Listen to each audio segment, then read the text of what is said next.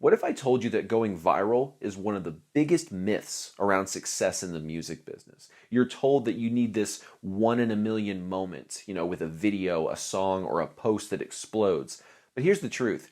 Viral moments come and go. And building your music business upon that is like building your music business on quicksand. Because here's the truth. The most successful artists are not focused on virality. They're focused on something much more powerful. They're focused on creating systems that are repeatable, that they can achieve and scale, and creating fan relationships that grow steadily over time. So in this video, I'm going to be sharing with you why going viral isn't what it's cracked up to be, how you can actually proceed in your music business, and what is something that you should focus on instead of going viral, and how that actually ends up helping you in the long run in your music business. So if you're tired of the constant trying to go viral and trying to get that one big moment, and you want some steady progress in your music business, then check this video out, because this could be the thing that helps you out the best. So the first thing that we need to understand is, why is going viral such a bad thing to focus on, Dax? Like, don't you want a lot of people to check out your music? Well, of course you want a lot of people to check out your music.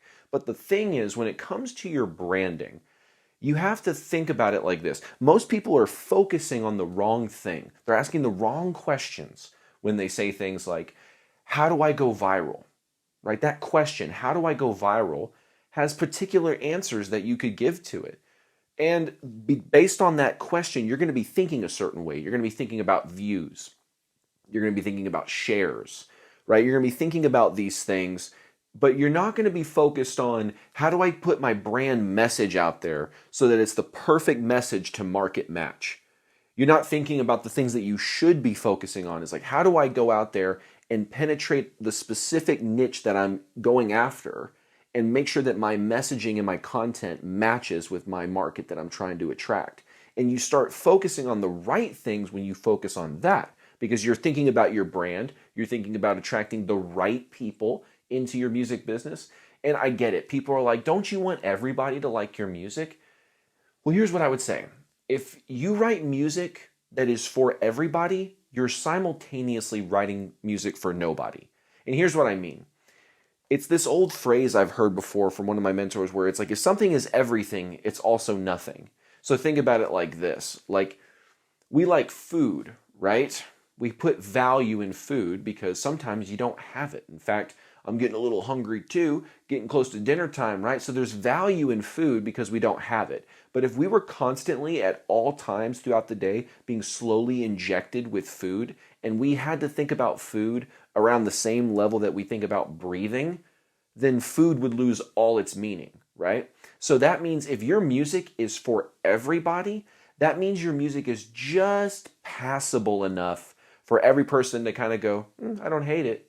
And I'll tell you right now, as an artist, when you're going out there and you're marketing, the worst reaction that you can have is not someone saying, I hate this, and it's, obviously not bad if they say, I love this, right? But what's worse than someone saying, I hate this, is someone being indifferent, right? And when your music is for everybody, you're trying to appeal to everybody, it's impossible for you to appeal to 100% of people and still be authentically being yourself.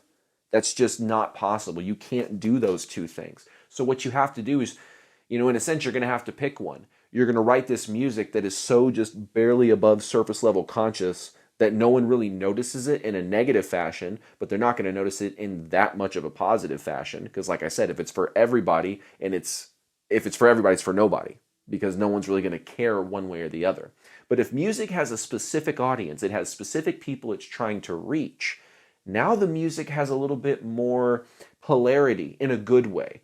There's sort of a sweet zone with polarity where you can be way too polar on each side, and that's not where you want to be, right? That's a very volatile, crazy situation that you can put yourself in if you go to the extremes. But if you come in, like, not in the middle, because the middle is, like I said, that's when people are just indifferent to you. They don't really care one way or the other.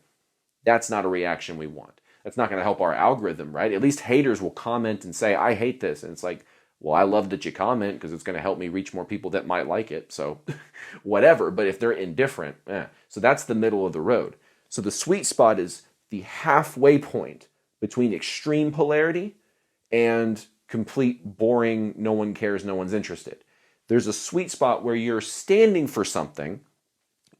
People don't like looking at it this way, but the truth of the human psychology is you're using sort of us versus them psychological frames, where if you're in the rock and metal genre, for example, we love in our culture of rock and metal to throw stones at pop music, right? So the flag that we usually throw in the ground is pop music and mainstream music is dumbed down and it doesn't have any soul. Our genre is the one with all the soul. Even though that's not true, that's what people in the rock community there's a flag that the community stands around like, yeah, that's why this genre is better than other genres. And you're not trying to take that sort of elitist attitude, but you're hinting towards that in your marketing, right? Because if you get too polar with it, all other genres suck but mine, that's pushing it all the way to the edge of the polarity, right? But if you're saying stuff like, man, I just feel like no genre quite hits the emotional bone like rock and metal, you're standing for something where people are going to potentially disagree with you, but the people who like rock and like metal are going to be like, yeah, no, I resonate with that. I think the same way. Even though a country fan may be like, no, I disagree. I think there's tons of great country music out there. And I can have that accent because I'm from Oklahoma. So I get a pass on that. Um, but they're going to say, no, I think nothing hits me closer to home than a really good country story-driven song. Who's right? No one's right. Because music is like, it's the beauty is in the eye of the beholder. I don't know, it's like music is in the love of the listener. I don't know. Whatever. I'm trying to come up with something on the spot. I don't know. But you get the idea. When we're focusing on branding and we're focusing on all that stuff, we're focusing on how do I plant my flag in the ground and say something where like-minded people are going to congregate around me, and I'm going to push away the people and maybe get some reactions out of people that are not going to be a good fit. So like, are there metalheads that love Taylor Swift? Probably. But is that the main demographic that she's trying to appeal to in her branding and her marketing at all times? 100% no. There's definitely a specific demographic, right? And I use hers because it's very obvious, right? But that's the problem when you're focusing on virality, is you're not focusing on all those things about branding. You're just focused on what are the things that I can say to, get a whole bunch of views. I can do the grimace shake thing. I can do the ALS bucket challenge. I can do the dance. I can do you start thinking about things from a different perspective. You're thinking about what are the quick little Hail Marys that I can throw, because that's the way that it's looked at, is like, just get your viral moment and just throw a bunch of Hail Marys and eventually one's gonna catch, instead of how do I strategically put my content out there to attract the right people, plant my flag in the ground and have people congregate around it. And so that's the first thing that we need to look at, and that's the first big issue with going viral. And there's another point I need to make that I've said in other videos, but it needs to be said here as well, which is sometimes you go viral. Sometimes you're like, haha, Dax, I did the Grimace Shake video and we got 1 million views from it. Okay, great. How many of those translated into monthly listeners on Spotify, for example? I would argue that it's borderline zero, right? I actually had a potential client one time who had 1 million TikTok followers, didn't pay for them, just had 1 million TikTok followers around one type of piece of content that was going viral. And then when they would talk about their music, the posts would bomb. And so you can't think like, oh, I'm just going to have this big moment, and then while I've got all these followers, we'll just share them our music, and it's like a numbers game. People are eventually going to like it. That's the mindset of a spammer. I hope you understand that. Like a person who does spam emails, they buy millions and millions of emails because they know 99.9% of people don't want anything to do with what they have to offer. But there's one tiny percentage, and if we just get one tiny percentage to buy, like if that's all you're focused on, like I get on a math perspective where sometimes it makes sense where it's like, well, if I know I have a conversion rate of 10%, if I have 1,000 people in the room, I know I can convert 10% of that room reliably, consistently. That's different. That's a metric that's a little bit more on the money and like actually tied and tethered to reality. But a lot of people get focused on the wrong things, right? And so what I'm getting you to hopefully think about is you want to go viral for the right reasons. You don't want to go viral because hopefully 1% of people that like this video about, whatever, this dance will hopefully like my music. No, you've already attracted kind of the wrong person. That's like that's like the metalhead attracting a Taylor Swift fan with their videos and then playing a metal song in front of them. They're like, "Ooh, I don't want that." It's like, "What? I thought you liked my other videos." They're like, "Yeah, but it didn't have anything to do with screaming," or whatever the Taylor Swift fan would react with. But you get the idea. You want to attract the right people. So here's my little caveat. The only time going viral is a good thing is if you go viral within the community that you're trying to break into. So here's where I want you to actually start focusing your attention to increase the likelihood of getting some progress in your music business. Instead of focusing on virality, I want you to focus on this. Now, this is a business term, but I'm going to break it down for you. It's called KPIs. It stands for Key Performance Indicators. Fancy way of saying, what are the stats that actually matter, right? Most people have metrics that don't matter. They have, how many views did I get? Well, that's kind of irrelevant. Oh, I only had 200 people view my video. But what if those 200 people, what if you could get yourself to where you got 200 views a video, but every single one of those 200 people loved your content, was just obsessed with it, and would buy whatever offer it is that you wanted to sell them? That's a different 200 than 200 people that just kind of casually scrolled through your video and couldn't care less, right? So if if you're focusing on the right things, not views, not comments, and like I said, there's value in those in certain contexts. But as far as like, this is going to solve all my problems, Hail Mary, we don't want to view it that way. What are some of the metrics, though, that matter? So the metrics that matter are, first and foremost, I know some people are not going to like this, but your Spotify monthly listeners. That matters. I understand there are artists, especially in my genre, I'm talking a lot about my rock and metal genre today, but I know there's a lot of people in the metal market who are selling CDs because that group of people still buys them, even as just memorabilia, but a lot of them consume music via CDs. It's kind of an older demographic, but still, there are people that consume music that way and prefer to consume it that way. And so that niche has an opportunity that other niches don't. So if you look at those bands, Spotify monthly listeners, it'll say like 40 monthly listeners, and you'll be like, this band's not doing jack. But you don't see their Stripe income statements. You don't see their Shopify statements. So you go and ask them, how much did you make this last year? They're like, oh, we made 40 grand this year. It's like, oh, how'd you make 40 grand? Selling CDs via ads. Well, look at that. So I understand, because I've seen the stuff at the ground level where there are musicians who can make good money and have basically a good audience despite the Spotify monthly listener stat.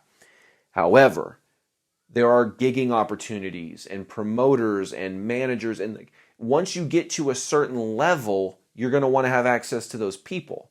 And I'm not a huge record label fan, and if you're not getting so many opportunities that you literally can't keep up with it, you probably shouldn't get a manager. But as far as booking agents and promoters, they want to see a pretty good Spotify monthly listener stat. It's just a shorthand thing they want to look at because they don't want to research every band in depth like they're going to buy shares in the company or something. They're going to look at it very cursory glance. And what do they check first? The Spotify monthly listeners, check the social medias.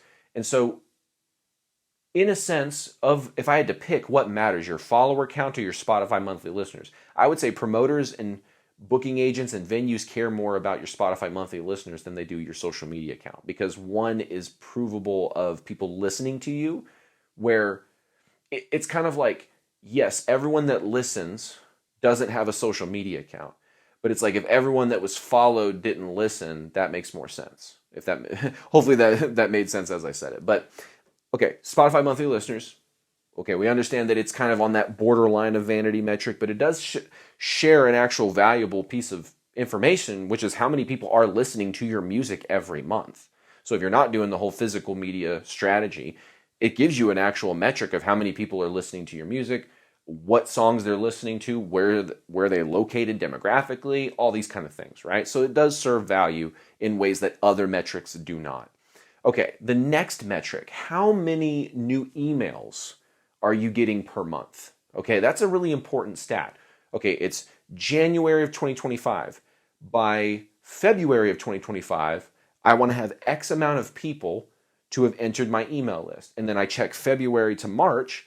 I hopefully want to see that number the same or higher, right? You want to figure out how to keep as many people coming in to your email list as possible. There's organic ways to do it with certain types of content and certain types of DMing strategies. There's ways to do it with paid strategies, with ads and retargeting. Both have their merits. It's not really like one or the other. It's which one are you going to do first? That's kind of how I would think about it. So how many people are coming in every single month? Because if you have an email system that is selling things, you can not only say, okay, I'm getting 50 people a month into my email list. And you can do the math. They go through your system within that month's time. Okay, in a month, for every 50 people that come through, we make $50. Okay, not bad. So that means if we got 100 people through, we would make $100, right? Because you can see the metric and you can see where you need to increase it to actually get more profitability. It's something that's tied to the actual health of your music business, right? Okay, the next stat, how many sales per month? That's kind of what I'm leading into, is like sales. I was speaking specifically about sales within the context of email marketing, but sales can happen outside of that context as well. You can have general merch sales that happen through your print by demand store or your regular store if you've actually manufactured the merchandise. You can have other one-off holiday offers and all these kind of different things, right? So how many sales, generally speaking, are you getting a month? That includes live shows and online. You tally that all up together. Obviously, you kind of want to measure them separately, but combine them in the end. So that way you can kind of see in what proportion, and I'll just be straight up with you, and most times the live, in the beginning, the live income will be substantially higher than the online income. But you want to be able to see what the proportion is. And if there's any like crossover, and if it's just like 99.9 and 0.1, or is it 80-20?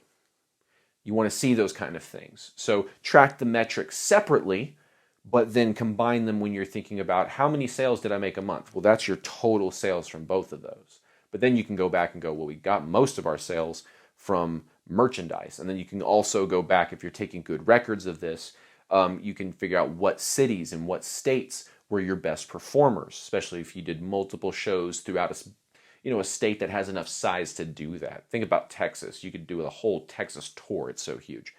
Same with California. So those are some important metrics. How many sales per month? And then I guess the last one is how many pieces of content are you putting out per week? That's another thing that kind of keeps you on the ball with your marketing, where if you can maintain, let's say, people are going to say like, that's not enough. I don't care. For some people, this is where they need to start before they can get to the Gary V levels of, where he gets up there, everyone's going to post 10 posts a day and it's going to be great. That's not feasible for most people. And he's like, yeah, because they're lazy. And I'm like, no, some people have like 3 kids and work a 9-to-5 job and do music. So sometimes it's not just because they're lazy. You could put out 10 pieces of content, but if you're not putting very much thought into it, what's the quality of those pieces of content, right? I'd rather you start with something that's bite-sized and manageable. So something like, for example, 2 to 3 times a week. For those of you that are really green at this, 2 to 3 times a week, get it going. And then as you do this, you'll start getting the skill set. It's like when you start lifting weights. If I said right now, you're going to pick up 10-pound weights in each hand, right? And you're going to do 10 curls. You may get to the 10 and go, okay, I guess my blood's starting to pump a little bit, but I don't really feel anything on my arms. And I'm like, you're done. I'm like, okay. And then you do it again. The next day, you're going to be like, oh, this is a lot easier. I think I can do more. And then you'll start doing 3 to 4 posts a week. And then you'll start doing 4 to 5 posts a week. And your muscles, theoretically speaking, will get bigger to the point where now you can post every single day and you don't even think about it. Maybe you have a way like you're utilizing things like Opus Clip Pro where you're chopping up long form and creating short form from it And so you're maximizing to an even further degree where you could do like multiple posts a day. Because that's the reality, guys. Just so you know, when it comes to posting, I don't want you to feel this overwhelm that like I have to go post on Instagram, I have to go post on Facebook, I have to go post on here, I have to go post on here. What I would recommend is finding an automation software. I use repurpose.io, but that's not the only software out there on the market, that you can set it up to where you have one main platform that you prefer to post on. Maybe it's Instagram, maybe it's TikTok, maybe it's YouTube, but you set it up to where you post here and it'll automatically share it over here. So for me, I just like the creation interface of TikTok with short form. So I post on TikTok, and then I have my repurpose take my TikTok videos and automatically send it to Instagram, automatically send it to Facebook, automatically send it to YouTube, LinkedIn, Twitter, all these places. I even have it hooked up to Pinterest just because. I was thinking, hey, if somebody's going to find me there, then cool. Even though it's kind of like, it doesn't get hardly any traction because it's not a, it's not a nice recipe. Maybe if I disguised my trainings as recipes. There we go. Here's how you bake a music business cake. And they're like, what? Is it like a specific frosting that makes it music business? And then it's like, boom, education. Anyway, you can automate your content to other platforms. So if you're someone who's like, Dax, I don't really want to post on Facebook. I'm like, okay, then have an automation software. Like honestly, if you're posting on Instagram, you don't even need an automation software. You can literally in the settings of your Instagram post, you can swipe your Facebook page over and automatically post it over there. So for Facebook, if you're on Instagram, there's not really an excuse. But let's say, Dax, I post on YouTube and I don't want to start posting on Instagram. You can set it up on repurpose.io and all these other softwares to where when you post on YouTube Shorts, it'll take it over to Instagram Reels. And you can automate it to TikTok and you can automate it to Facebook. It's a beautiful thing to utilize this kind of technology. Sure, it's going to cost you anywhere from like $20 a month to $30 a month or whatever. But I think I learned last year from repurpose.io, I saved 100 hours. And considering it what I charge per hour, that saved me a lot of money. Or, you know what I'm saying? Like, because, people say time is money. I'm like, well, time is greater than money. If I can have more time, then and I can give some money to have more time. I'd like some more time, please. It's like one of our most scarce and valuable resources. But anyway, you get the idea. So we want to take about how much content can we put out a month. Utilize these kind of softwares to maximize that, because instead of you posting one time on Instagram, if it posts to TikTok and Facebook, now it's 3 posts from the one actual video, right?